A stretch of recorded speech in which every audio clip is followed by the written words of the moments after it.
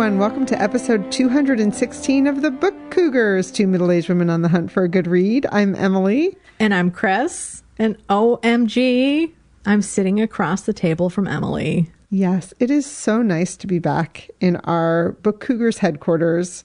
I joked that I was going to make Chris sit next to me and record with one mic. We did get to visit enough that I feel like we can sit at our own separate tables. But it's really nice to be back. And I just want to publicly thank you, Chris, because, you know, this is a partnership, this Book Cougars thing that we have. And we both have roles that we play and take care of different parts of the business aspect of things. And I kind of had to step out really quickly. And thanks for covering my booty. Oh, my pleasure. Appreciate it. We have some other thank yous as well. We do. Thank you to Vicky, who is our newest Patreon supporter. Thank you. We're so glad to have you, Vicky. And I also think we should thank our bookshop.org buyers. People have been purchasing books there, and we are affiliates, so we get a little bit of a kickback when you buy books, as does a local independent of your choice that you register when you create an account with Bookshop. Thank you all for that. We appreciate it. And so do the independent bookstores around the country. Yes. And September is Small Business September. Is one of the things. Let me try that again. It's Small Business September, where it's good to support local stores. I try to shop local as much as I can. So if you get a chance to shop at a local indie, either through bookshop.org or in your town, please think of them. They can use all the help you can give them. Chris, what are you currently reading? Well, I'm still reading The Perils of Lady Catherine de Bourgh by Claudia Gray, and this is my nighttime book that I read on my e-reader at night. So I just do a chapter in the evenings. I'm at about the 70% mark, and no one has died yet. Although there have been more attempts on her life, she is still among the living. But, you know, these are fun mysteries. It's two teenagers who are the sleuths, and a lot of characters from the various Jane Austen novels are involved. So I'm reading it at night, one chapter, and I'm enjoying it very much. I'm looking forward to seeing who the potential assassins are. I have a feeling it could be maybe multiple people at this point, but we'll see. Yeah. Yeah, so that's The Perils of Lady Catherine de Bourgh by Claudia Gray, and this is the third entry in her series.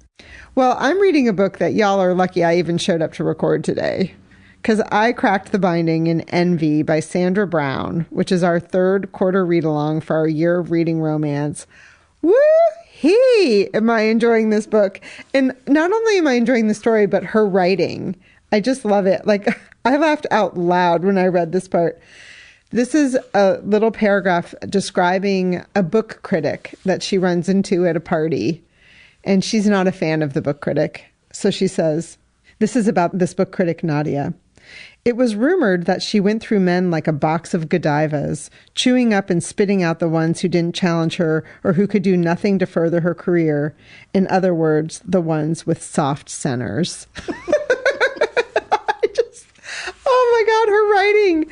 I love it so much. Yes. Okay, so the conceit of this is it's about a woman who runs a publishing house. She receives a prologue of a novel in the mail, thinks it's fantastic, wants to contact the writer. There's no contact information. Dun, dun, dun, dun, which is the first part of the mystery. And there's not even a full name. No, it's initials PME, I think, right? So she reaches out to the local sheriff in Georgia on this island. St. Anne. Right. To find the author. So I'm 50 pages in. I did not want to do anything but read, but here I am being a good girl and recording episode 216 for y'all. Oh, I'm enjoying it so much. Yeah, it's a good one. We had such a hard time choosing our third quarter read along that when I dug into this and was enjoying it, I felt like, oh, we did good. Yeah. I'm so glad. It was a good pick. So hopefully some of you are reading along with us. If you are, a reminder that we have a Goodreads thread. We'll put that in the notes. And we have a Zoom chat on September 15th. I cannot wait for this conversation. Well, I'm also reading The Secret Lives of Booksellers and Librarians, True Stories of the Magic of Reading. This is by James Patterson and Matt Eversman with Chris Mooney. I read this, or I'm reading this, for a book club that took place last week. So obviously I didn't finish it in time, but I still showed up and participated with as much as I had read it. And I plan on continuing on. Some of the feedback about it was that it was very, very positive. You know, a little too saccharine is what one person said. But then another participant brought us all back and said, well, the subtitle is True Stories of the Magic of Reading. So, like, this is a celebratory book. It's individual stories written by different booksellers and librarians. Judy Blume is one of the star booksellers mentioned. There are nods to some of the hard things. Like, if you don't like to clean toilets, maybe you shouldn't be a bookseller. Because, hello, I've been a bookseller. I've cleaned toilets at the bookstore. The nitty-gritty does happen. Overall, you know, the attitude of booksellers and librarians, it is about helping people. Like, you love books, so you're there because you love to read, and you've gotten something out of books and reading in your life, or you really wouldn't be there, right? I think that's a safe thing to say. One of the booksellers here, Cody Higgins, who is a store manager at a Barnes & Noble in Dothan, Alabama, talked about taking a chance on somebody.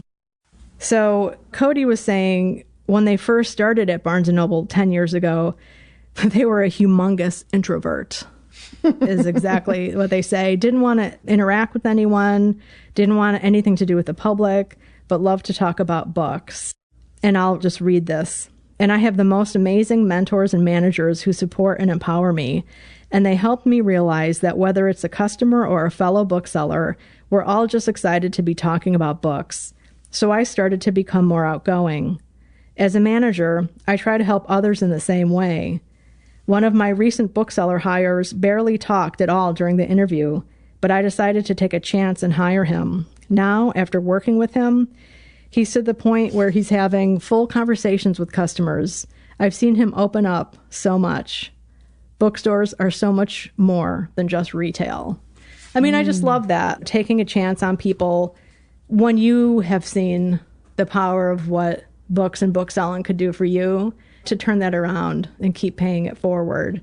Just one more thing I'd like to share, and this is from a librarian, Diego Sandoval Hernandez, who is the supervising librarian for jail and prison services at the Brooklyn Public Library in New York. Diego talks about a program that they have that's called Daddy and Me, where they work with incarcerated fathers to help them encourage literacy in their own children. And so this program, it says the fathers spend weeks practicing reading the books aloud before making a recording. So they choose a book that they'd like to read to their child or children. They put a lot of love into it. The audio recording each father makes is transferred to a USB, which is given to the kids, along with the printed book, during the jail Family Day event. Getting all the way to Rikers can be tough for families, especially if one parent is left to provide economically for an entire family. If the family can't make it, we mail the book and the recording to them. Like all library services, this program operates at no cost to families. So I just love that. The fathers who, according to statistics, have low literacy rates, most men in prison, they're struggling with their own literacy. So for them to be encouraging their children's literacy, I think, is a great circle. Yeah, and the magic of audio, to be able to hear your parents' voice that you can't speak to every day. Mm-hmm. What a lovely thing. Isn't that? Yeah. Yeah. So it's a heartwarming book for sure, with some challenging things in there. But again, as that one book club participant pointed out, it is about the magic of reading. Right. Yeah. Look at the subtitle. Yes. So I am reading this one slowly now. The stories are 2 or 3 pages. So you pick it up here and there, and it's heartwarming. So again, that's The Secret Lives of Booksellers and Librarians, James Patterson. I'm only reading Envy. I should have mentioned, too, that, of course, I went to get in the car today and didn't want to stop, so I got the audiobook and downloaded it. And I do want to warn people, there is an abridged version. Of Envy? Yes, you don't see those anymore, but there it was. It was 6 hours, and I thought, that seems awfully short for this book. And sure enough, I looked at a second audiobook provider. I think the abridged I found on Hoopla. And then I looked at Libro.fm and I was like, oh, It's 14 hours. That seems right. Unabridged. The narrator is Victor Slezak, and he's doing a great job. I only listened, on my short drive here to headquarters, but I will be partaking it of both. But if you guys are out there looking for audio book version, be sure not to grab the abridged. Although I kind of want to listen to it and see what they decide to keep and what they don't. I know. I wonder what they would take out. What have you just read, Chris? Well, I just finished Envy. Ooh! Last night. Oh my gosh. So I was reading it yesterday before work. Oh my gosh. I had 100 pages to go and it was getting really good. And I had to go to work. It was painful. So when I got home, I jumped back into it and finished it. Such a good book. I mean, it is dated in some ways, as people have pointed out. It was published in 2001. The action is set in the 80s and 90s with all of the language and insults and insensitivities that come with that time period. It took me right back, the good and the bad, but really good storytelling. It kept me on my toes. Really did. And it gave me that vibe of Pat Conroy. I don't know if it's just because it was an island off the southeastern United States or what, but it had a little bit of the vibe of a Pat Conroy novel to me.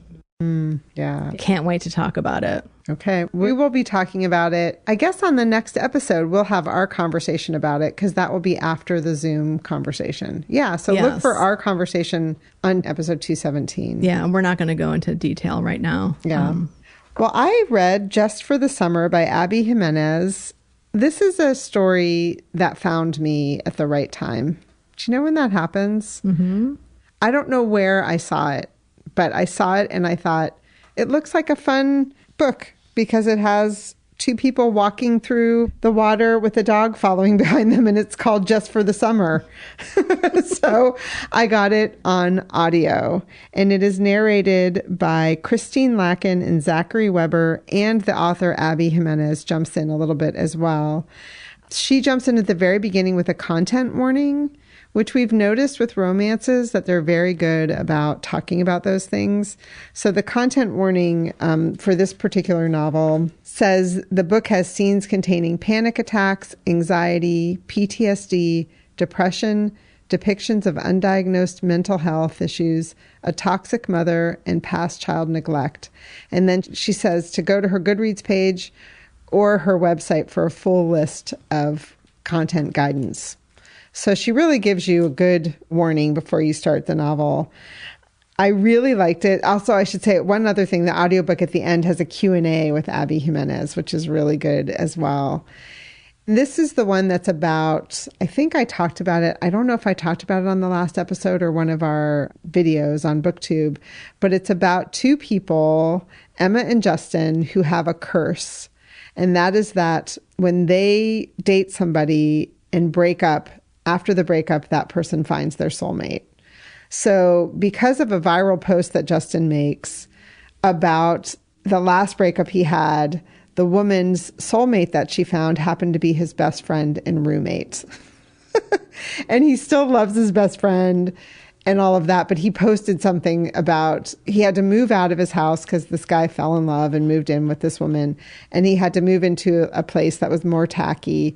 And he decided to get a dog and name it after his best friend. And the dog is like this mangy little thing that, of course, he loves, but it's kind of a joke. So he posts this thing on the interwebs like, am I an asshole? People are telling me I should change the dog's name. But he also posted about this curse. So this woman, Emma, who happens to have the same curse, her best friend says, hey, you should look at this. And the two of them start DMing each other and texting each other, which I have to say, I'm someone who loves epistolary stuff in novels, which back in the day was letter writing. Now when they're DMing and texting, it's kind of a similar vibe, right? Mm-hmm. So I enjoyed that part. And that was only at the very beginning, really. But the novel takes off from there. She is a travel nurse, and she ends up, with the encouragement of her friend, moving to where this guy lives for one of their very short-term travel nurse assignments.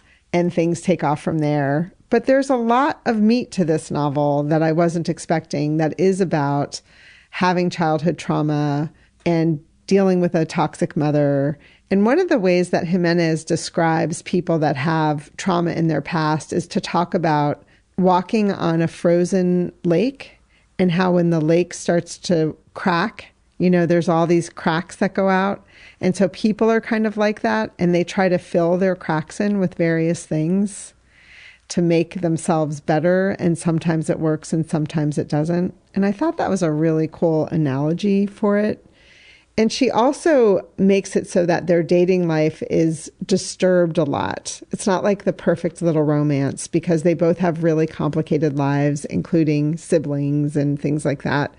So there's a lot of dates and love stuff that gets interrupted. So it's a real slow burn in that way, which I really appreciated. And then the other thing that I loved was the power of chosen family. And also, you can't get together with someone unless you do your work. It doesn't go in the direction you think it's going to go because she makes it so that people can have that experience in their life, which I really appreciated. Yeah, it's a great message. Yeah. It is a really good novel. Now, longtime listeners will know that I do not like to jump into the middle of a series. I didn't know this was part of a series. So this is the third book in a trilogy, it turns out. The other two are called Part of Your World and Yours Truly. There's a Q&A. And she said that what you really miss if you jump in with this novel is that there are returning characters that have a lot more backstory from their other novels that they appeared in. I completely missed that, but it didn't interrupt the story for me at all. I really enjoyed this. This was my walking buddy for the last couple of weeks because it's also a big book. It's over 400 pages. So again, it's called Just for the Summer by Abby Jimenez. Highly recommend.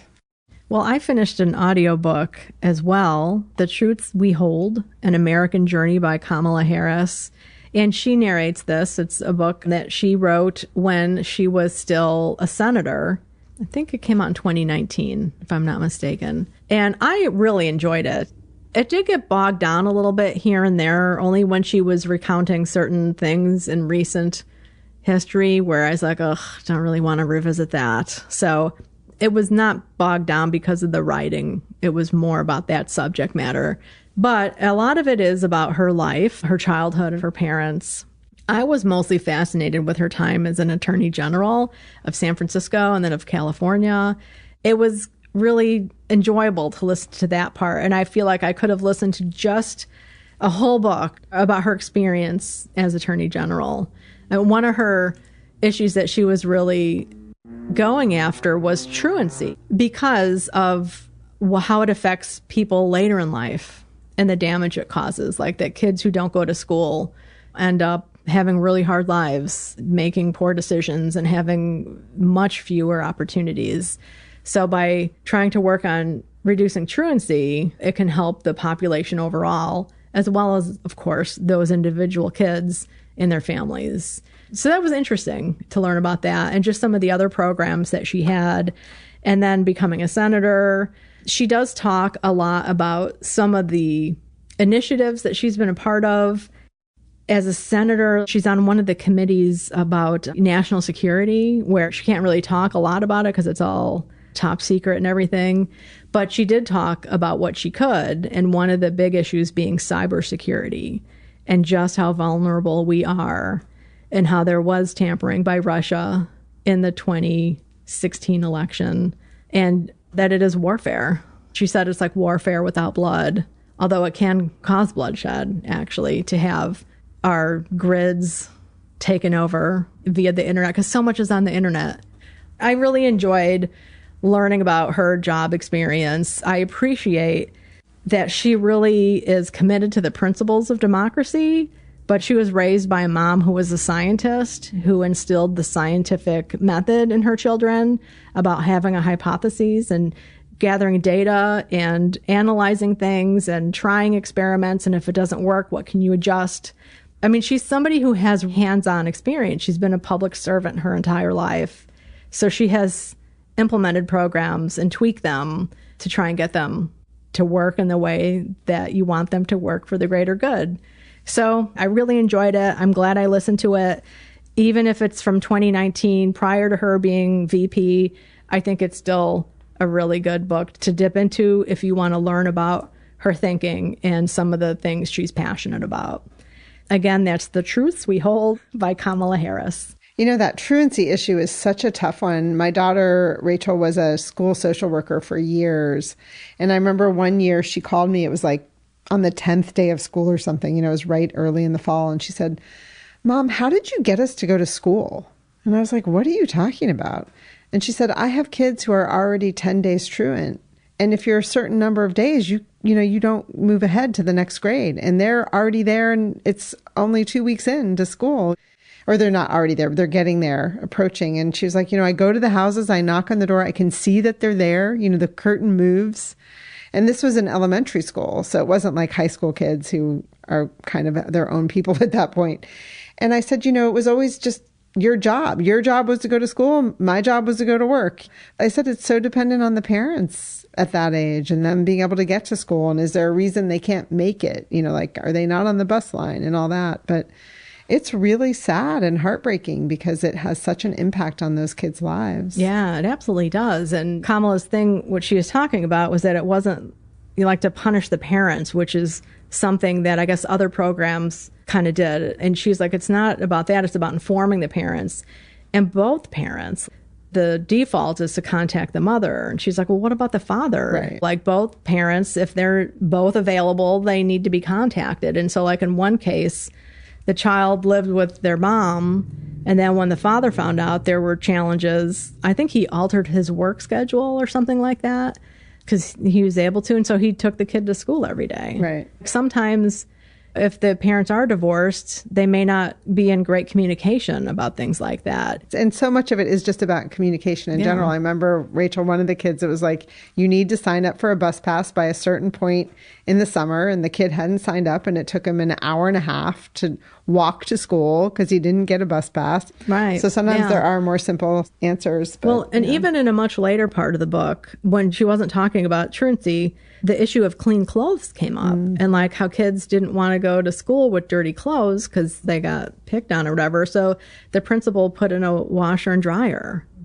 so kids could wash their clothes that way. Yeah. So lots of unusual solutions to problems. And it's just like looking at what the people actually need, right, and not making across the board assumptions about what's going on with people and things like that. And I give mad props to people who want to be public servants in that way because there are so many issues, so many issues, and so many of them are interconnected. And where do you start?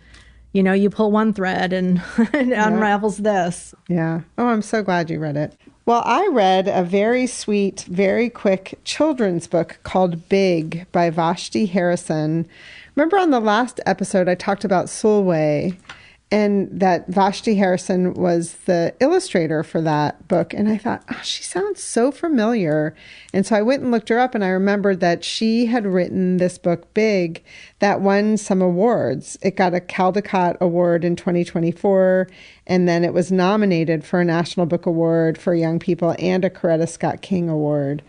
It just has a really memorable cover, which I remember seeing at some point when she was up for these awards, which is this little Black girl who's in a beautiful little tutu, a pink tutu, and she's holding up the title of the book, Big, in big letters. So what it's about is being too big to fit in.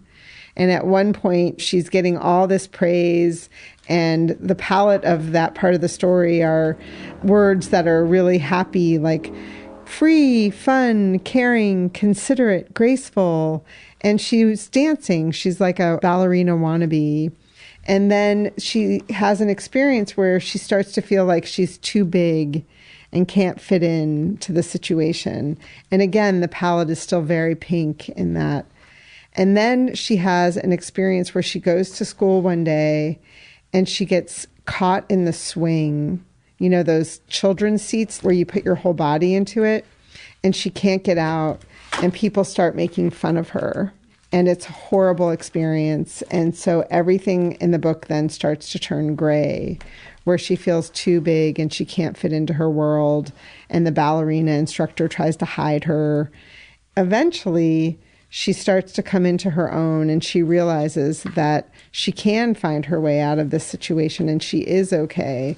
And I just want to show Chris this page. I gasped when I got to this page because somehow Vashti, who's the author and the illustrator on this, the page glows. Yeah, it does. And it's a fold out too. So it's 3 pages across of the little girl with her arms stretched out. And one of the things she does that I really like, Chris and I have talked about with graphic novels, especially, we both struggle with the pictures because we really want to look at the words.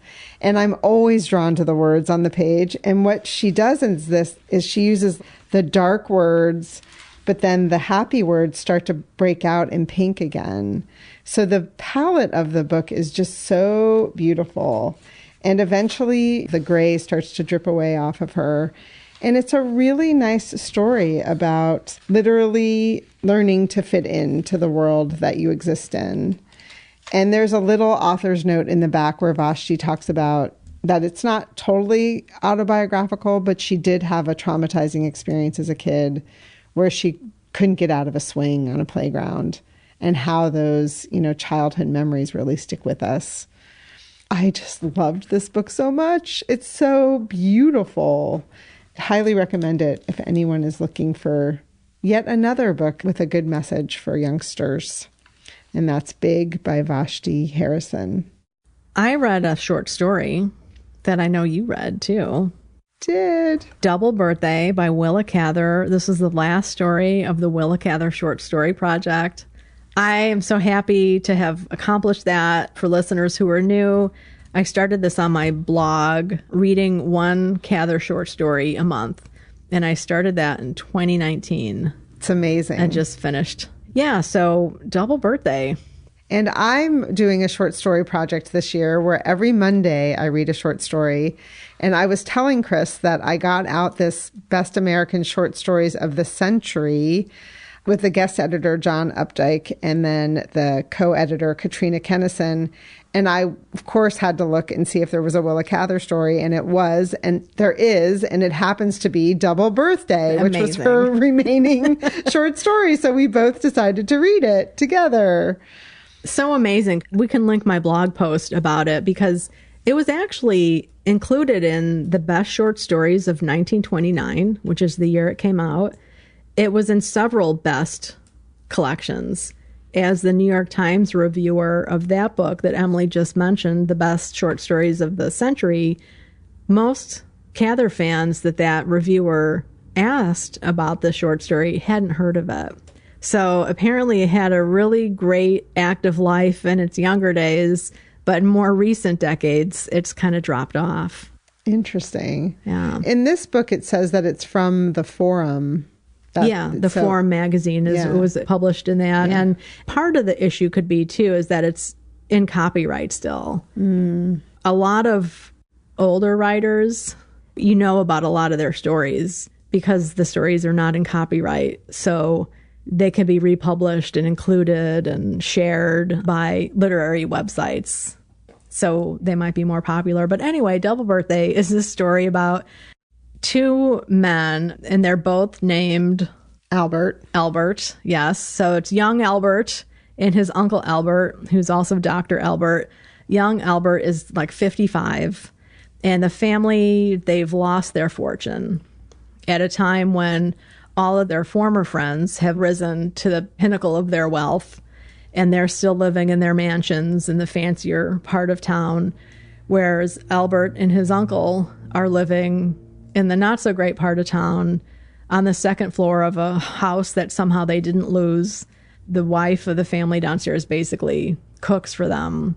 But they enjoy their life because they're both into literature and good music and the finer things of life, not necessarily the expensive things of life. Right.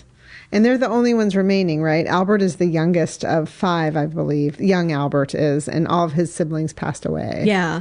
They are the only 2 left in the family, from what I understand. Yeah.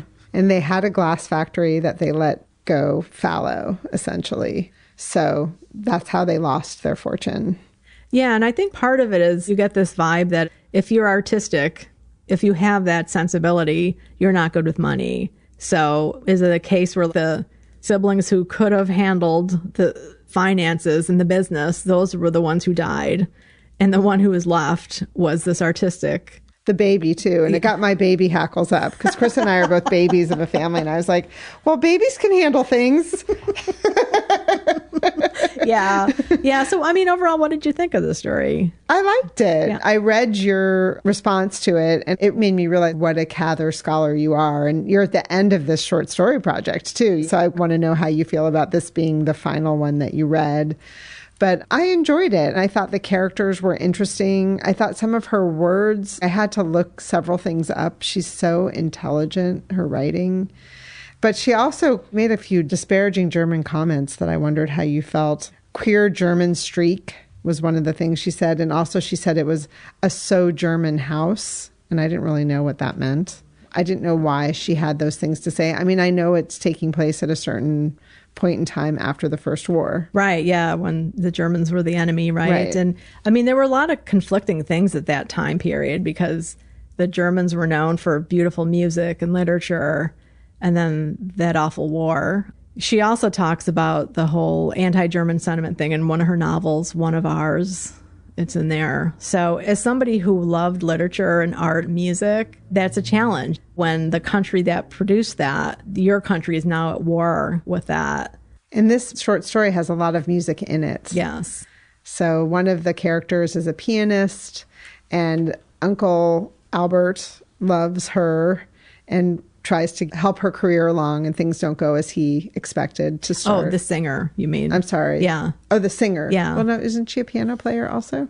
Well, No, it was she's about her voice because he was a doctor of the throat. I'm sorry. Yeah. Oh, that's Right. okay. But there is a piano player. Yeah, the Albert Albert plays young piano. Albert is a yeah. Sorry, Oh, my that's my all good. character's confused. Some of her turns of phrase were hilarious to me. Like one of them was that the guy was a professional connoisseur of ladies.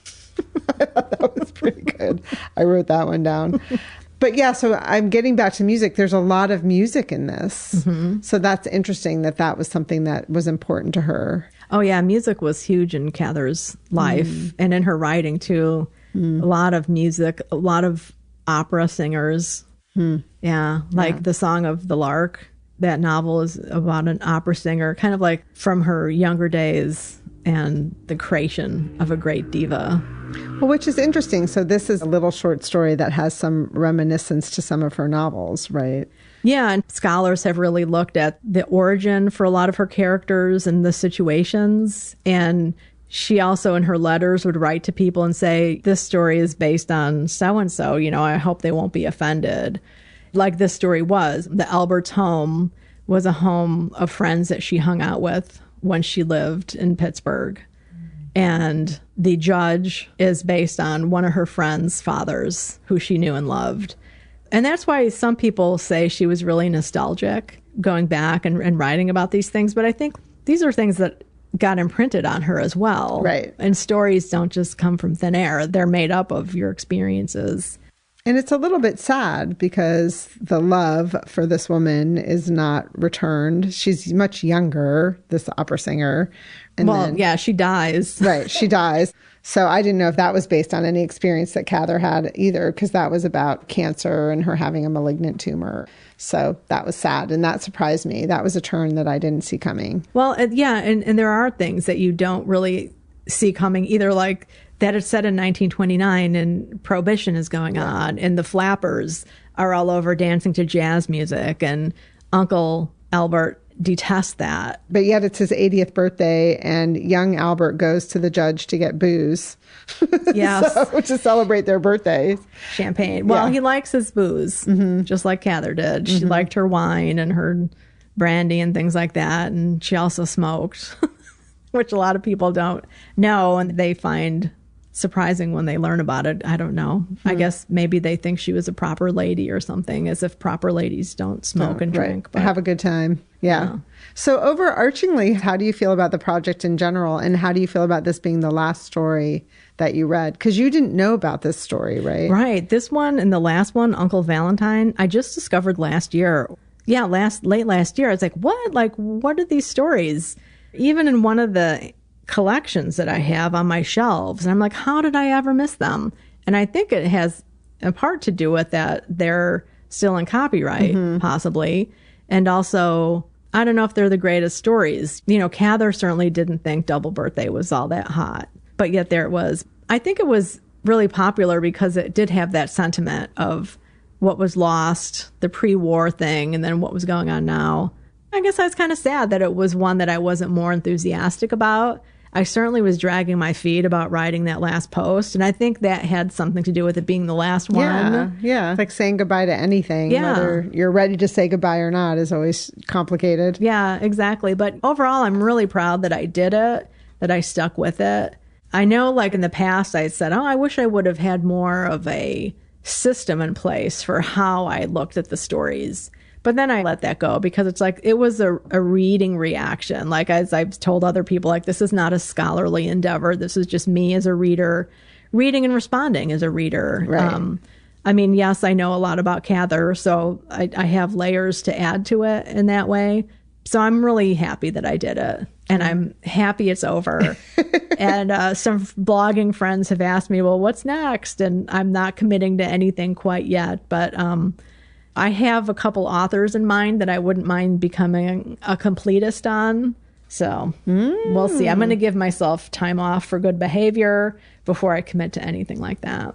Yeah, and we'll put a link into the show notes. You can see all of these response posts that Chris has on the Willa Cather short story project on her blog. And she also does great library posts and other posts about her reading and writing life. So check it out. Thanks. Yeah. Yeah. So the post, like, I'd always do a reminder post and then the response post. And that was kind of like old school blogging when you did these kind of challenges. So I just kept that up because I thought it was kind of fun to do it that way. If I do another author, I don't know that I would do 2 posts. You would just do one. I think I would just do one. Yeah. Simplify. Yeah. So we'll see. But yeah, so overall, you enjoyed? Yeah. And it was nice to read it knowing I was going to read it or talk about it with you. But I have to admit, as I was reading it, I was distracted by, like, this is Chris's last one. What's she going to think? And what's she going to feel like with this being over? She's been working on it for so long. So I was having a lot of friend feelings as I was reading the story. Yeah. No, it was fun. It was fun, I guess, that it was also one that came out of, you know, left field or right field. How does that saying go? I should know. But that was a fun part of it, that it was a story I had no experience with whatsoever. Yeah. I mean, I think what I'm learning as I read them is length of short story matters to me. And I do like a short story. And this one was a little bit long, but not too long. You know, it was just over 20 pages.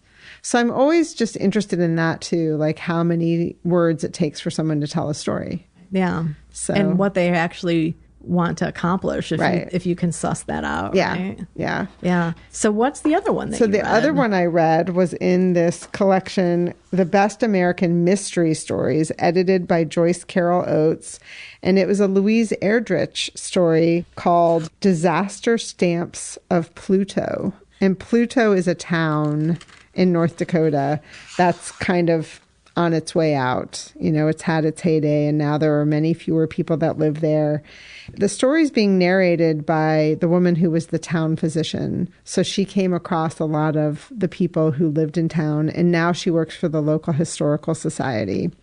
And it's about a family the entire family was murdered, with the exception of a baby who was in a crib tucked behind a wall.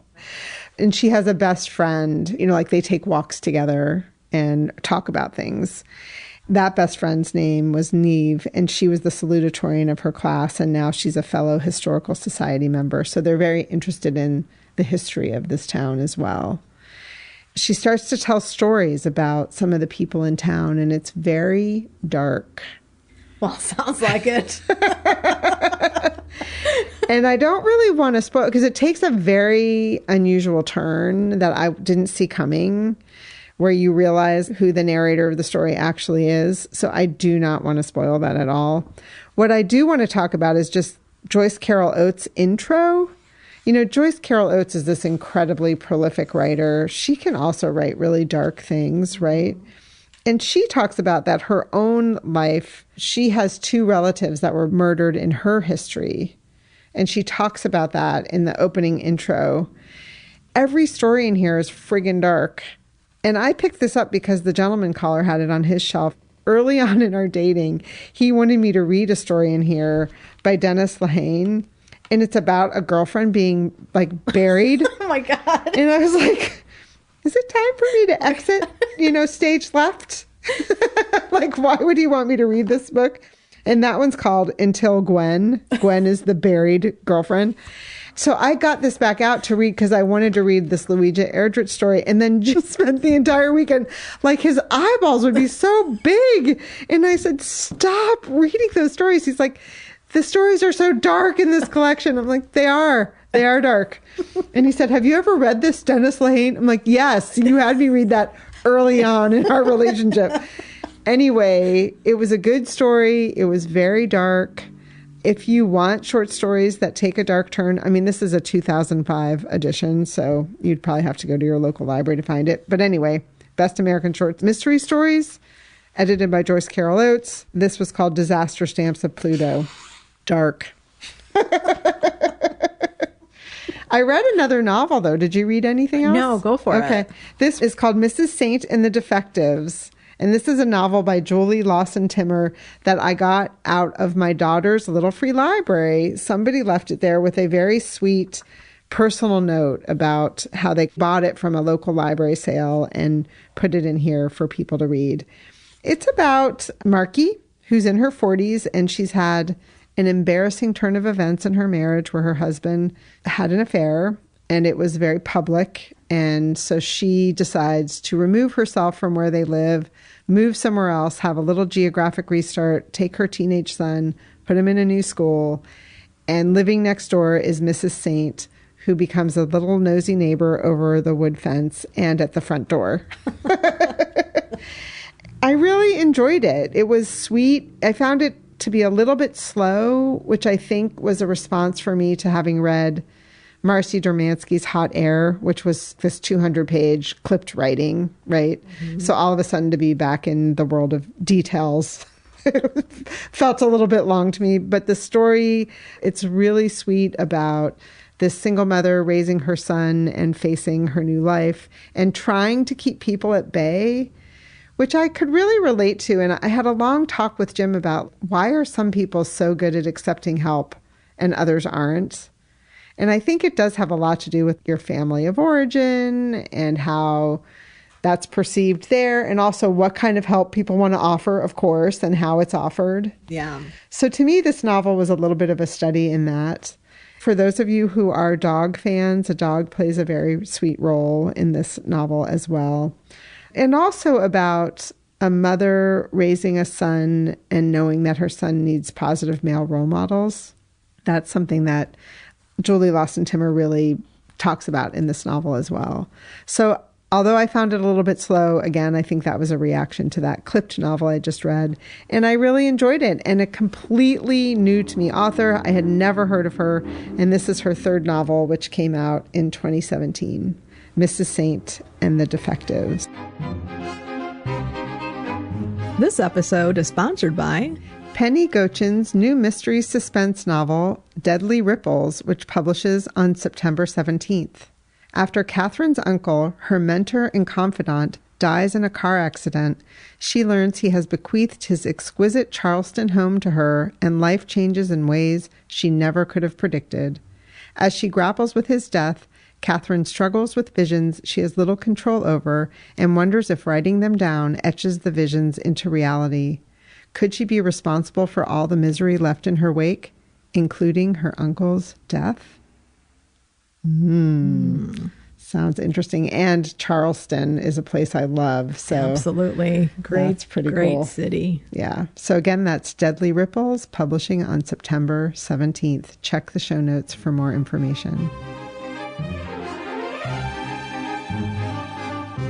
Okay, so everybody, it is after Labor Day, which means it's not only back to school, it is the end of Sue Jackson's Big Book Summer Reading Challenge. So we thought we would do a little bit of a wrap up and just briefly mention the books that we each read for this wonderful challenge. For those of you who might be joining us for the first time, it's reading a book at 400 or more pages anytime between Memorial Day and Labor Day, which is like May to September here in the United States. And we've been participating in this for years now and just really enjoy it. So, Emily, do you want to list your books? I can list them. We have some similar ones. We do, yes. And I have to say that I was like, oh, I didn't read many. But then when I wrote down all my books, I was kind of excited. I definitely didn't read all the ones that I said I wanted to read, but that's okay. So, Just for the Summer by Abby Jimenez, The Snow Child by Eowyn Ivey, Fellowship Point by Alice Elliott Dark, The Lost Boy of Santa Chionia by Juliet Grames, and The Awakening by Nora Roberts. Nice. That's a good load. Yeah. So I read The Awakening, Looking for Love in All the Haunted Places, The Lost Boy of Santa Chionia, Fellowship Point, and Moby Dick. And I also spent some serious quality time with the Modern Language Association Style Guide and the American Psychological Association Style Guide. Lots of quality time with them in June for work purposes. So I'm counting them because MLA is 400 pages and APA is 428. Now, the longest book on my list was Fellowship Point at 608 pages. Yeah, me too. Yeah. That was a big one. And we read that as a buddy read, and there is a Goodreads thread on that. We had some other people reading along, including our friend Kate. Yeah, it was a good summer. I always have a stack of hopefuls, or potentials, maybe. But I did get to read Fellowship Point, I think, was the one that we knew for sure we were going to read, right? Yeah, and I think we talked about The Awakening also, because I think that was coming in just around that time, right? Because I think we read it for June. Is that right? I can't remember. Maybe. Well, and also there's Envy, which technically I finished just after Labor Day, but that one is also over 500 pages. Yes, and I did not finish it, but I did start it on Labor Day. Yeah. So anyway, thanks to Sue for hosting that again. That's always a lot of fun to do that challenge. And if you participate like officially, we'll put a link down to her blog. People who participate officially get entered to win a gift card at the end of the challenge. And back in the day, I actually won one, which is so nice. Fun. Yeah. Yeah. You've been doing this for a long time and you blog about it too. So I think you put a blog post up about your hopefuls, didn't you? Did I? I don't remember. Well, if she did, we'll put a link in the show notes. We did make a video about our hopefuls, and I will put a link to that in the show notes. Maybe that's what we did. Unfortunately, one of my hopefuls was Samin Nosrat's Salt, Fat, Acid, Heat, the cookbook, because I have both the copy of it and the audio, and I was hoping to cook from it and all that, but it didn't go with me to Michigan, so I did not. But I will get to it outside of Big Book Summer. Yeah, you had your hands busy with baby things. Yes, that's right. Yes. So Biblio adventures. Did you go on any Biblio adventures, Chris? Well, I did. I did wrap things up with Kate. Moby Dick was a buddy read for us. I also read it for the Moby Dick readathon. So I actually read Moby Dick twice this year, which is pretty amazing. We had lunch at a place called Not Norms in Norwalk, Connecticut, and not KNOT. Oh, okay. Not Norms. Like, well, whose is it? And it's right on the water there. So it's a seafood place. Really good food. Yeah, Moby Dick is kind of wrapped up, I guess, at this point. Although I still hope to make it to the Peabody Museum in Salem for their big Moby Dick book cover exhibit that they have going on. Oh, cool. That sounds like fun. I know, right? Well, I had one couch biblio adventure where I watched the movie The Supremes at Earl's All You Can Eat.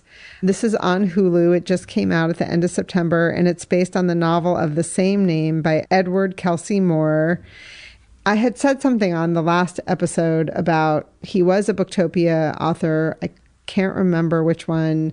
Linda Johnson, are you out there? Do you know? And she, of course, emailed us because Linda's amazing. And she said he was at the 2013 Petoskey Booktopia up in Petoskey, Michigan, ironically, right by where I was this summer. And it reminded me that this was his debut novel. And he told a story at Petoskey that he had been interested in writing and then became a musician and focused on that creative endeavor. And he was playing in a quartet at a literary awards ceremony. And he was like, I should go back to writing. And that triggered him to do that. And he wrote a short story and submitted it to a contest of some kind, and then eventually wrote this novel, which I really enjoyed the novel. I cannot say the same thing about the movie, unfortunately. Yeah, the novel was so much better. The movie had hopeful moments. I thought it was beautifully filmed, and it goes back and forth in time. So there are these three women, Odette, Clarice, and Barbara Jean, who are referred to as the Supremes, and they have a special booth that they eat at Earl's All-You-Can-Eat restaurant. And the scenes where they're in the 1960s as young teenagers started off really strong, but then I just felt like the movie lost its way. Unfortunately, I thought the acting was fine and all of that, but the story just wasn't as good as the novel. And there were certain passages where there's narration, is that what you call it, over the movie? And I was like, oh, those are Edward Kelsey Moore's words. I like that part, which reminded me that I liked the novel. So Linda also reminded me that he wrote a follow-up in 2017 called The Supremes Sing the Happy Heartache Blues, which I have not read. But if you are interested, I would highly recommend the novel over the movie. Yeah.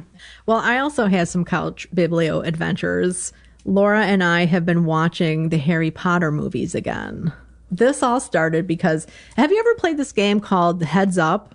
It's like a trivia game. Yeah. Okay, so you put it on your head, someone's name. Yeah, right? Yeah. And it counts down. And yeah. So it's like charades, right. kind of, yeah. So we were playing that, which we hadn't for a long time. And so we hey, let's play that. We forgot about that. And so we chose Harry Potter. She kicked my ass, and I was amazed at the stuff I forgot. Now, Laura loves to listen to the Harry Potter books in her car. So she pretty much is always listening to a Harry Potter book and just goes, and some Jane Austen and stuff too. But she really likes those books. So I thought I need to get back into the game here. So we've watched the first three movies, probably watch one a weekend or something like that. So it was fun to get back into that world, the world of Harry Potter. And then there is also a couch Biblio adventure. We were looking for a specific episode of the Hardy Boys and Nancy Drew from the 1970s. And it was the episode, The Hardy Boys and Nancy Drew Meet Dracula. Because I saw somebody post on Instagram a mass market with that cover. I was like, how did I miss that? The Hardy Boys and Nancy Drew Meet Dracula. You would, I have Sherlock Holmes meets Dracula, or Sherlock Holmes versus Dracula, I think that was. So I'm on the hunt now for a copy of that book. But from what I understand, the book is based on the episode. Oh, interesting. Now, that episode is not streaming right now. It's actually a two-parter. But when I saw the stills from it, I totally remember watching it when I was a kid. It came out in 1977. So Laura and I watched a couple other episodes that were available. Oh, wow. Wow. So bad, but so good. And, it's so... Talking about 2001 and Envy and some of the misogyny stuff. I mean, the Hardy Boys, 1977 TV... Yeah. Wow. I don't want to say anything more than just wow. I don't remember it being on TV. But I mean, I would have only been, 8. Yeah. Right? And I was 11 in 1977. Yeah. And it was a big thing because, Sean Cassidy was big. I saw Sean Cassidy in concert. It was a huge deal. Although I always thought Parker Stevens was cuter. I remember the Partridge Family. I don't remember the Hardy Boys. Yeah. Interesting. Oh, it was late night TV. Oh, okay. I wasn't up. Not late night, but you know what I mean. Yeah. So it was kind of fun, but I will keep my eyes out now for a copy of Hardy Boys and Nancy Drew Meet Dracula. If any of you have a copy, we'll buy it off you. Let us know. Do you have any upcoming jaunts? Yes, I have 2 actually. One is going to the Sterling Library at Yale. They have an exhibit on whaling logs in one of their display areas. And I think it was a senior research capstone type project. So I'm hoping to go over there. And then I'll also stop at the Beinecke and see what's going on there. And then the other thing is here in New England, at least in Connecticut, it's library sale season. So all of the local libraries are starting to announce their book sales. And here in Guilford, September 27th, 28th, and 29th are our book sales. And this year, our library put out a tri-fold 3-color pamphlet about our book sale. That is a pricey thing to print. When you open it up, it has all of the categories that they've broken out into and a map of where the sections are all over the library property and then within the library itself. Because like the meeting room is always where they have the vintage and rare books, and it's usually my first place to go. But you know a library sale is successful when your library can print something like this to help advertise it. Yeah. It's a big sale. It is. And I think I've said this before, that the first year we lived here, when I went to that sale, there were license plates from New York, New Jersey, Georgia. I was amazed. Yeah. Yeah. Well, I'm going to be looking for that Hardy Boys Nancy Drew book for you at every library sale I go to from here on out. Yeah, me too. We'll see how it is. I guess Frank and Joe go to Transylvania for some rock concert that's held at Dracula's Castle or something like that. So how about you? What's on your upcoming list? I have something that's not until the end of October, but I just thought I'd tell people about it because it is virtual, and it's through the North Haven Memorial Library, which we've talked about before, that they get really good programs there. And this is an author that we both read, so it caught my eye. It's on October 22nd at 2 p.m. I will say that if you register and you can't attend, they do usually record them also. So if you can't make a middle of the day at 2, you might still register to have access to the recording. Maybe you should talk to someone. Examining the Truths and Fictions We Tell Ourselves with Lori Gottlieb. Oh, that was good. I like that book. I know. Yeah. I did too. And that's why. And I've never heard her speak. Like, I don't think I ever saw any of her tour things or anything. So I'm looking forward to that. And then just a reminder that we have our joint jaunt on September 19th to talk with James Benn at the Mystic No Ink Library in Mystic, Connecticut, about his novel Phantom Patrol. I'm really looking forward to that. Yeah. It's going to be fun. Me too. Well, now what about upcoming reads? Well, y'all, I just got home a couple days ago, so I'm working on getting reacquainted with my stacks. And they're everywhere. But I will say I want to talk about 2 that were mailed to Book Cougars headquarters whilst I was in Michigan. One is called The Most by Jessica Anthony. This is a tiny little novella, and it's about a woman in 1957 who gets in her swimming pool and won't get out. And I want to get in my swimming pool, and I don't have a swimming pool, but a local swimming pool, and not get out. What an interesting concept, right? I don't know why she decides to get in her swimming pool. The cover is this beautiful picture of a woman in a swimming pool. You know what? And that font almost looks horror-ish, doesn't it? Yeah. Yeah. There's something awry, I think, about this. So, we'll have to post a picture of that one for sure, so that people can see the font. And I think it's going to be on our upcoming Friday Reads video, so check that out. And then The Mesmerist by Carolyn Woods, a novel, and it says, is it magic or is it murder? And this book is, I think, September 10th. So it's going to be out when this episode drops. And I loved her novel, The Lunar Housewife. So I'm very interested to see what this one is about. And then the other one is The Mighty Red, a novel by Louise Erdrich.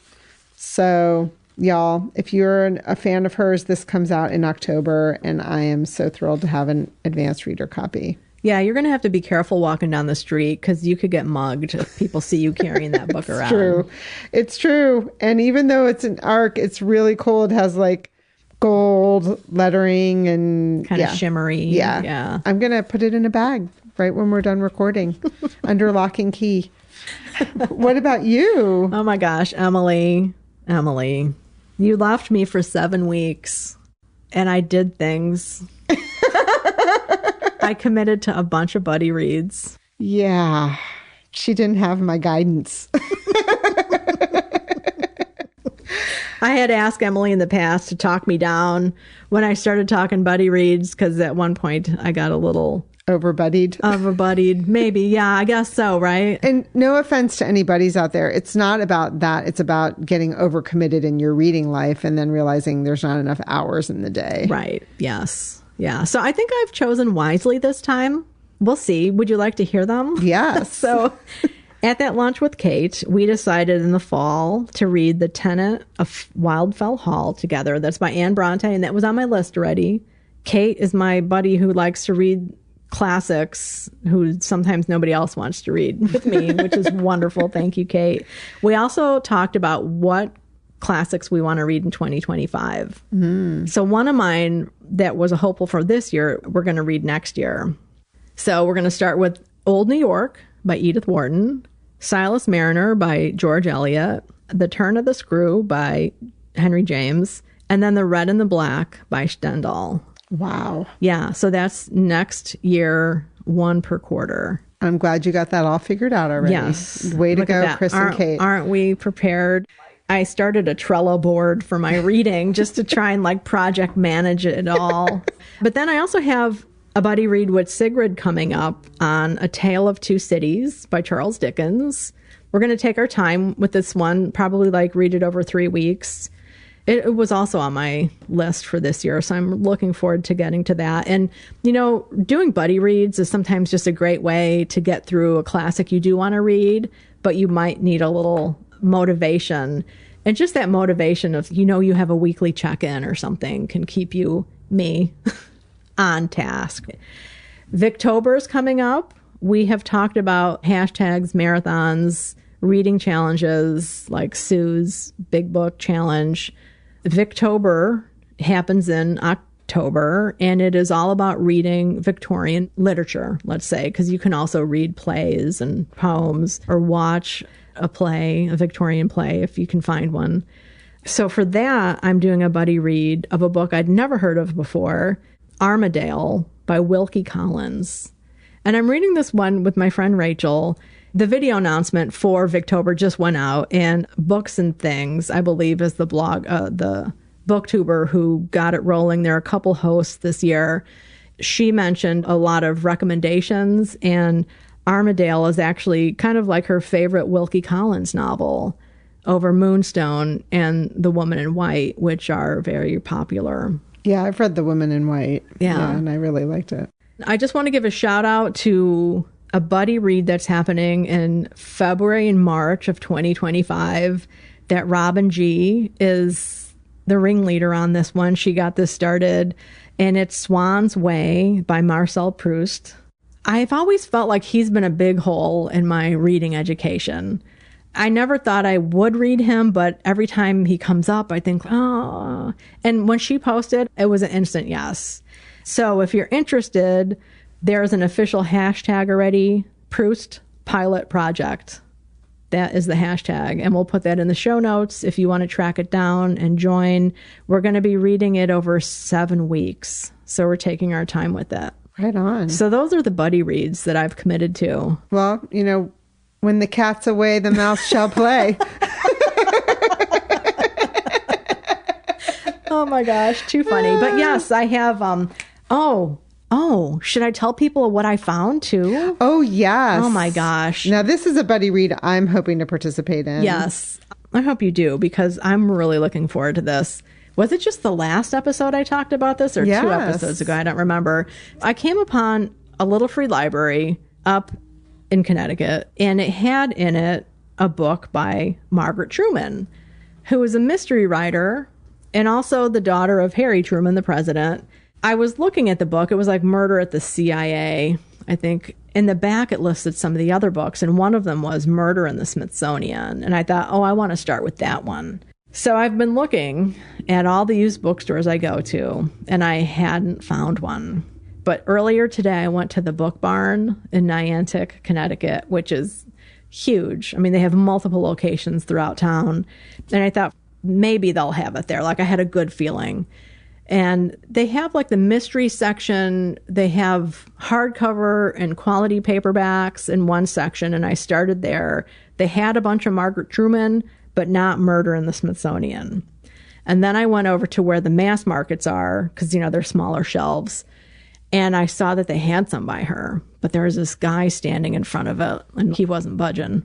So I was like, okay, I'll go look at something else. So I went and looked at another section and I came back and then there are 2 women standing in front of it. And I was like, oh my God. Murder in the book barn. I know, right? I was like, this is the definition of patience, not pushing people aside in the used bookstore. But I crouched down and kind of edged over so I could read them because I thought, what would be my luck? That they'd be like, oh, look, honey, murder in the Smithsonian. Let's get... You get the point, right? They had 3... She pushed them out of the way, and now in her sweaty palms... I have 3 copies of Murder in the Smithsonian. 3. They were $1 each, so I bought them. Right on. Yes. A brutal killing and a black tie affair sets Washington spinning. And she actually read a little bit more before we mic'd up here, and it almost sounds a little bit like a romance, too, so we're curious about that. I know, yes. More to come. More to come on this. I have 3 copies, and I'm happy to send one. But I have a feeling by the time this episode goes live, these books might be spoken for. Well, find yourself a copy of Murder at the Smithsonian if you're interested. And by the next episode, maybe we'll have committed, because we have to reference Chris's Trello before we can decide the dates that we want to read this we'll together. Have to see, my project management software. I'm totally doing that. I have different boards currently reading next. Oh my gosh. Coming soon. Wow. 2025, and I'm actually putting the dates in it. Impressive. And I also want to have room for spontaneous things that come up. I think that's what happened once in the past with buddy reads. I got overcommitted and I felt like I was in a bind because I didn't have space to add anything that was spontaneous. So I'm trying to be really cognizant of that. Yeah, like the 4th quarter read along for the Book Cougars. Which we haven't chosen yet. No, but we will choose it soon. Yes. And it's going to be under 150 pages. No. Well, this one, I have to say, Envy I started and I was 100 pages in no time. So, Envy is a quick drink, as they say. It went down. Yeah. And it just gets better. Ooh. It does. Well, we need to introduce our guest, Michael Kelleher, who is the executive director of the Wyndham Campbell Awards right down the street from us at Yale University. His office is in the Beinecke Rare Book and Manuscript Library. We had the privilege to speak to him about the awards, which are handed out. The awardees, they get the call in March, and then the festival is coming up in mid-September. Right down the street, which is why we wanted to talk to him about that. And in our conversation are the dates and everything. But we did not mention what the award categories are. So we thought we would do that now. Right. There are 4 different award categories, and it's for fiction, nonfiction, playwrights, and poetry. Right. So they have this very secretive process where they use 60 nominators each year. There are 15 in each category. They each nominate 2. Then there are 3 jurors per category, and 8 prizes are eventually awarded. Yes, and it's fascinating. I mean, you'll hear him talking about that, but I've never heard of an award system that works in that way. But I think it's really brilliant because I think jurors can nominate a friend if they would like to, but there's so many other judges along the way that you feel like some of that, what would be the word? Like favoritism or something? Cronyism, I'm not sure. Or it's like some of the publishing industry stuff that you can kind of question how things are awarded. Yeah. Yes, and these are awards that any level of writer is really a contender for, really, from people who might just have one book under their belts to people who are more well-known. Yeah. And that's the history of the award, too, is that they want it to give this money, which is a $175,000 award, so that people can really concentrate on their writing, whether they're a new writer or someone that's really well-known. Yeah. And it's international as well. Yeah. And even not necessarily well-known, but somebody who has had multiple books, like a mid-career writer, as they call them, who might have 5 or 6 books. And just because they've had 5 or 6 books doesn't mean they're financially well off. And, it would be heartbreaking for somebody who has been writing all along to get to that point. It's just like, oh my God, I can't do this anymore. I can't do the writing and the financial struggling And it helps writers in that position carry on. Yes, indeed. And we should also say the person is awarded. It's not for a particular work of theirs, which is also a really cool thing about the award as well. Yeah, it's very cool. So unique. And that's going to be an upcoming jaunt for us. We're hoping to attend some of the award ceremony as well. So we will be posting about that and talking about it on the next episode. So enjoy our conversation with Michael. Happy reading. So, Mike, how do you describe the Wyndham Campbell Prizes for those who've never heard about it? One of the difficulties of our prize is that we do everything differently than every other prize on the planet. So it doesn't lend itself to sort of easy sound bites. However, our catchphrase is that we're the writer's prize. We're very focused on supporting writers. We're not a book prize. We're not giving a prize for the best book written this year or even in the last decade. It's really about identifying writers who we think are doing interesting work and recognizing that and then providing them with support so that they can continue doing it without having to worry about money, at least for a little while. We should say, Chris and I moved to Connecticut and didn't know about the Wyndham Campbell prizes until our buddy Min-Jin Lee was going to be there talking to some of the recipients, and went to the festival that year. It was really fun and learned about it. And both of us thought the person was Wyndham Campbell, but actually the name is based on two separate gentlemen. Can you talk a little bit about who they were? Yeah, so the prize is named for two men. They were a couple, Donald Wyndham and Sandy Campbell. They both passed away. Donald Wyndham died in 2010. Sandy Campbell died in 1988. They were together from the time they met in the early 40s till Sandy passed away in the 80s. Donald came from very modest circumstances in Atlanta. His mother, I believe, was a secretary at the Coca-Cola factory. Sandy came from a very old money boarding school, Ivy League, went to Princeton.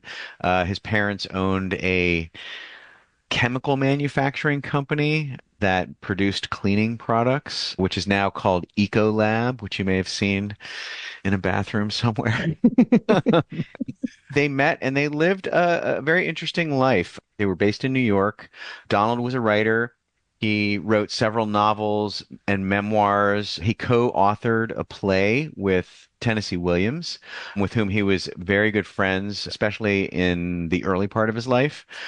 And Sandy was an actor. He was on several Broadway plays, mostly in minor parts, but he was actually on stage with the original cast of A Streetcar Named Desire and other Broadway productions. He was also a literary person. He collected books. He penned a few essays for various magazines like Harper's and so forth that were on literary subjects. Like I think one was on Nora Joyce, and another was on E.M. Forster. And he wrote unsigned book reviews for the New Yorker and actually was a fact checker for the New Yorker as well. And so the two of them were a part of this gay-moneyed New York arts crowd in mid-century. And so they were friends with all kinds of really fascinating people, Tennessee Williams, Truman Capote, and many others of that set. And then when Sandy passed away in the 80s, he left his inheritance to Donald.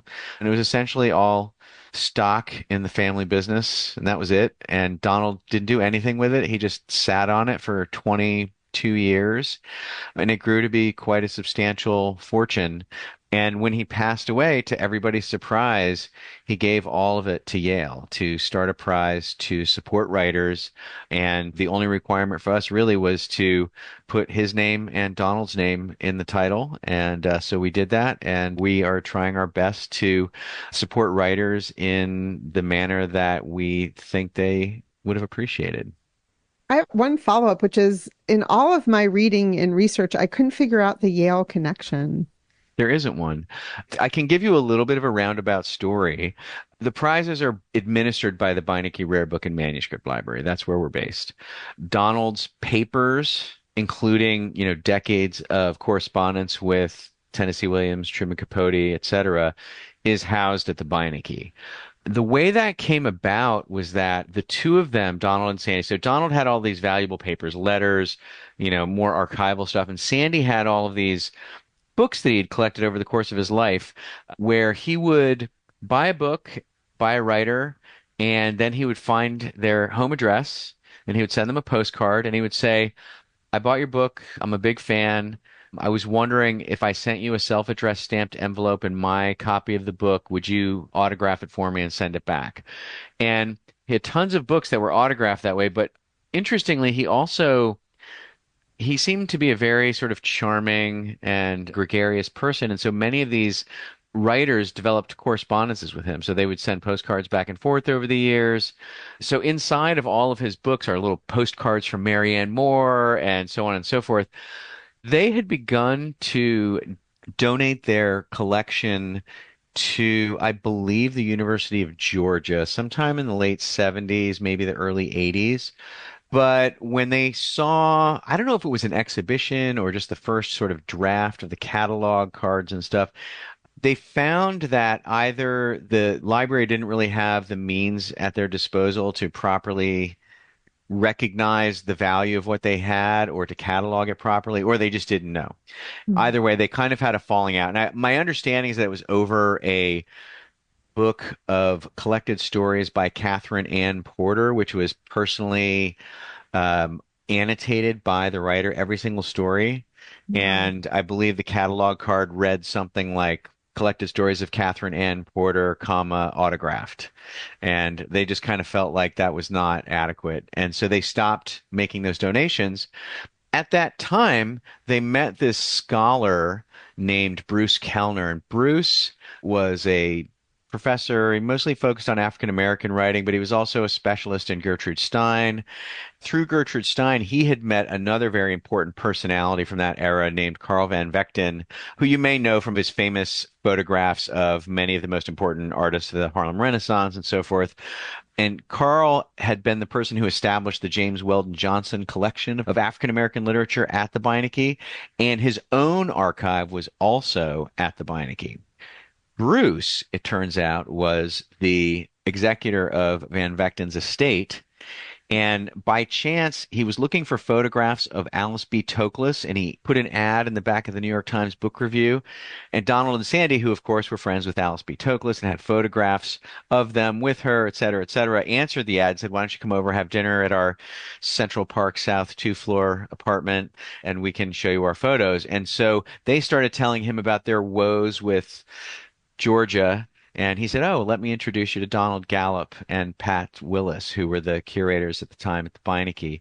And that was how Donald's papers ended up at the Beinecke. And I guess it was just a feeling of like wanting to establish the prizes with an institution that had a certain amount of cachet, but also just, I think he had a good feeling about Yale and in the sense that they would be good stewards for what he wanted to do. So that's the very long story about how it was connected to Yale. Oh my gosh, that's an amazing story. It's amazing. I love that kind of literary history. Yeah. So It cool. shows who you know Yeah. affects your decisions. That's amazing. I love that. Thank you. Thank you for that. Yeah. So you say it's a prize for writers. Mhm. Are there jurors that are selected somehow to select the writers? Is there a committee that creates a long list or something like that? How does it work behind the scenes if you're able to tell us? Sure, I can tell you how it works. I just can't tell you who's doing it. Um, We should tell listeners there's a lot of secrecy around this prize. Yeah, I mean, it's not meant to be secret or it's not meant to hide anything. It's really just we have found that allowing the judges to work anonymously keeps the focus of the conversation on the writers and their work. And it helps to keep some of the considerations that are sort of non-literary at bay. If maybe they're really good friends with one of the nominees, and if that person knew that they were a judge and then that person didn't get picked, it might harm their friendship and stuff. So it allows them to just be free in the conversation and not worry so much about the literary world and the hierarchies of the sort of New York cocktail party scene and so forth when they're thinking about it. They can really just read the books and discuss them. So that's That's really the purpose of it, is really just to allow the judges to have the most honest conversation they can, for the nominators to nominate who they want to because they like their work. So there's a huge number of people involved every year. And we have three separate phases in the selection process. The first phase, which involves the largest number of people, is the nomination process. And we invite roughly 60 people to make 2 nominations each per year. And that's divided equally among the 4 categories. So roughly 30 writers get nominated in each category each year. The 2 letters are for different types of writers. One letter is for early career writers, and another is for mid to late career writers. We don't make any distinction between those two when the prizes are given out, but the intention of Wyndham was to make sure that younger writers were considered. And again, we just found that many people were hesitant to award this amount of money to a young writer, but that was very much the intent. And so we've set the system up to make sure that there's an equal number of writers at the early stages of their careers and then writers at later stages of their careers or in the middle of their careers. So they write those letters. They suggest one book by each writer that they think is the best example of their writing. And then once that is done, they are done. So if you're a nominator, you only nominate, you don't judge. So those 60 people finish their jobs. The next phase is the prize juries. And so we have 4 juries that have 3 people on each jury. Next year's juries are reading right now. They read from basically June until October. We send them a dossier that we put together on each writer, and we send them the one book that the nominator suggested as an exemplary title. Then they go off and read. If they get excited about a writer and they want to read more, we just keep sending them as many books as they want to read. And if they want to suggest that the rest of the panel read more books by another writer, it works that way. So it varies how much they read. And we also tell them that anything that they know about the writers, like if they're familiar with the work already or if they've read other books by them, is all part of the conversation because we're judging the writer, not the work. So we just try and encourage them to bring as much information as they can about each writer into the conversation and then to see what happens. Those panels meet virtually in late October, sometimes early November. Their job is to essentially pick a list of finalists in each of the 4 categories, and they pick 4 finalists. So at the end of that phase, we have 16 writers who could potentially receive the prize, and then those judges are done. And we have a selection committee of 9 people.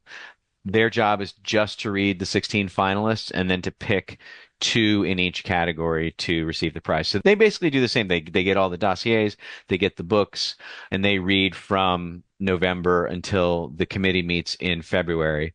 And then once they've met and written the citations, I call all the writers and give them the good news, tell them they have to keep quiet for 6 weeks while we put together a global publicity campaign. And then we usually make the announcement late March or early April. And then the day after that, we send out invitations to next year's nominators. Amazing. Wow. That's a lot of administrative work on your end. Yeah. And I should also add that almost everybody, except for the 2 lifetime members on the selection committee, changes every year. So we have to find roughly 78, 79 new people every year. You know, it's a very intense period where our quiet time is from the time that we send that final committee their materials until the time that they get together in February. And then the rest of the year, it's crazy because we're doing 2 things at the same time. We're working on next year's prizes and we're planning the campus festival at the same time. So before we talk about the festival, which we do want to talk about, let's talk about the call. Okay. You get the good fortune of making this call. I do. I actually enjoy it much more now than I used to prior to everybody having and knowing how to use Zoom. The one thing that's always been the same is I try to make the contact on the phone or in Zoom a surprise to some extent. So I send them an email. Usually, like for instance, the way I did it this past year was the selection committee made their decisions by about noon, and then we had lunch together. And then after lunch, they went back to write the citations, and that's what they spent their whole afternoon doing.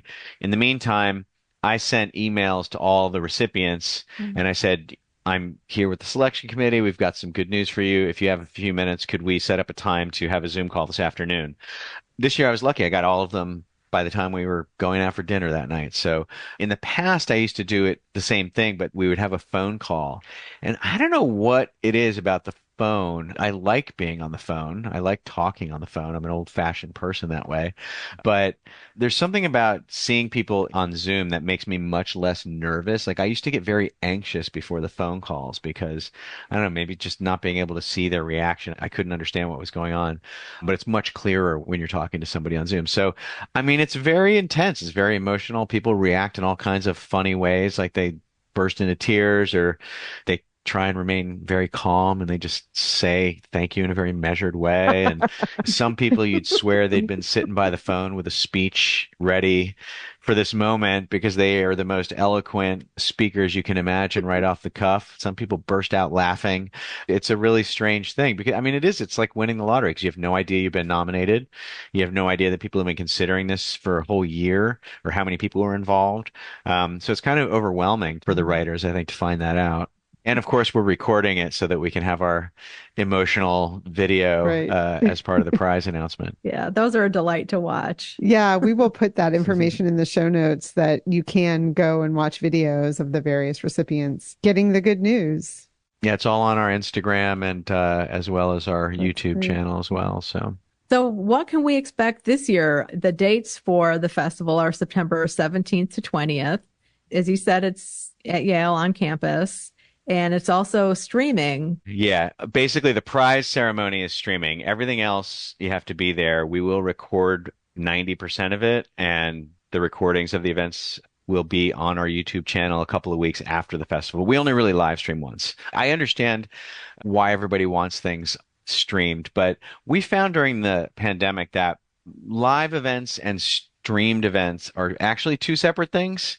And we really just don't have the bandwidth to do two separate things throughout the festival and to do them in a way that is up to the standard that we hope them to be. Like if you want to have a good video of something as an event, like it has to be made for that. And when you make an event for video, it's not really all that great for a live audience and vice versa. So this is a live festival and that's the intent. And we will provide an archive to the audience. But we do a live stream of the prize ceremony because people get really excited about that. So.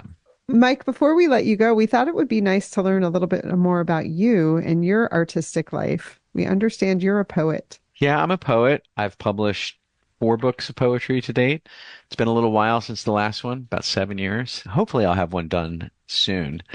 Prior to this, I lived in Buffalo, New York. I'm not from there, but I went to graduate school there to study in the poetics program back in the late 90s. And I ended up staying there for 14 years. And I, during that time, became the artistic director of a not-for-profit literary center called Just Buffalo. Maybe the last 4 or 5 years that I was there, I ran a very popular literary lecture and interview series called Babel.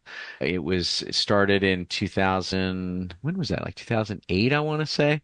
It was kind of an amazing situation where we got this very large grant from a local foundation that basically allowed us to invite anybody we wanted to Buffalo to do readings. And so I got to interview all kinds of amazing people, Salman Rushdie and V.S. Naipaul and A.S. Byatt and Zadie Smith and on and on and on. It was just a wonderful kind of who's who of the literary world at that time. And it was one of those things where we thought this was just going to be a little nice series that started, and by the end of our grant, we would have 200 or 300 subscribers. And we had like 900 subscribers by the end of the first season, and it's still going. It's been going for, I think, almost 15 years now. And so it's really lived on. So that was what I did prior to coming here when I got the job in 2012. And so we packed up and moved from Buffalo to Connecticut and have been here ever since. So you're the first and only executive director, right? Because it started in 2013. I'm the only one. Yeah. Oh, Yep. That's amazing. Yeah, that was one of the really appealing things about this job for me was the fact that I would have a lot of leeway in shaping it and seeing it into the world. And so I got to take what had been given by the estate and some minimal details hammered out in the agreement with Yale, and I was able to sort of turn that into what I think is a pretty exciting prize. Yeah, definitely is. Definitely is unique. And we've enjoyed the small interactions we've had over the years and look forward to attending as much of the festival as we can this year. Yeah, so the prize ceremony this year kicks off on the 18th, and we've got an amazing guest speaker this year. It's Lydia Davis, who is winner of the International Booker Prize, an incredible translator of Proust, and one of the most sort of innovative and I would say influential short fiction writers of our time, is going to give our annual lecture, which the theme is always why I write. I should say that the lectures are really excerpts from a book that they write for Yale University Press called Why I Write. Last year, for instance, Greil Marcus gave the lecture, and his book is just out right now. And we've published books by Patti Smith and Karl Ove Knausgaard and Natasha Trethewey and many others. And so Lydia's book will come out next year. So that's the big sort of pizzazzy event. The night before that, we have free food and music out on the cross campus. We'll have 4 food trucks, and we'll be giving out free food for about an hour and a half, and we'll have a DJ just to sort of kick things off. And then Thursday and Friday, the 19th and the 20th, we've got, I think, about 18 events planned either in the cross campus tent or in the Beinecke Rare Book and Manuscript Library or in the Yale Art Gallery. And we're going to have a 15th anniversary celebration of Zong by M. Norbese Philip. We're going to have Yale's varsity basketball coach James Jones in conversation with Hanif Abdurraqib about his new book. There's always this year On Basketball and Ascension. So our event is just called On Basketball and Ascension, but he's going to be talking to the varsity basketball coach about his new book. We're going to have a book release party for a memoir by poet Jen Hadley called Storm Pegs. It's going to be called Poet's Memoir.